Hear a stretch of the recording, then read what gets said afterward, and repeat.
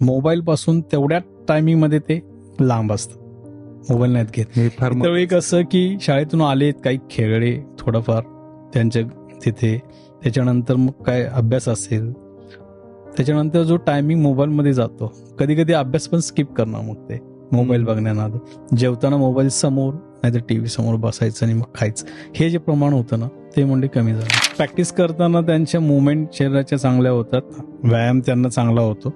इथून प्रॅक्टिस संपल्यानंतर घरी गेलं की खायचं, अभ्यास काय आपलं असेल करायचं, की बाकी काही ऍक्टिव्हिटी नाही चालत, मस्ती करणं किंवा घरात जमलेले असतात ते होतं.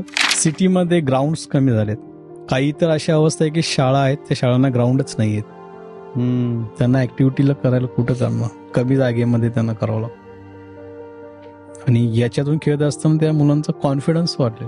विसर्जन मिरवणुकीमध्ये किंवा इतर कार्यक्रमात कुठली गेस्ट असतील, मोठी लोक असतील, बिंदास त्यांच्या पुढे खेळतात, कारण त्यांना ते रुटीन मध्ये झालेलं आहे मुलांचं. अगोदर शाळेला जाताना किंवा क्लास ट्युशन असेल, मागे लागावं लागतं, उठ बाबा उठ, चल चल जायचं, हे करायचं. याच्यासाठी मागे लावावं लागत नाही, ते रेडी असतात कधी जायचं चल म्हणून. त्यांना ते लक्षात आलं की आपल्याला हे करायचं आहे. जो चाल ढकलपणा होता वगैरे म्हणून त्यात तो राहिलेला नाहीये.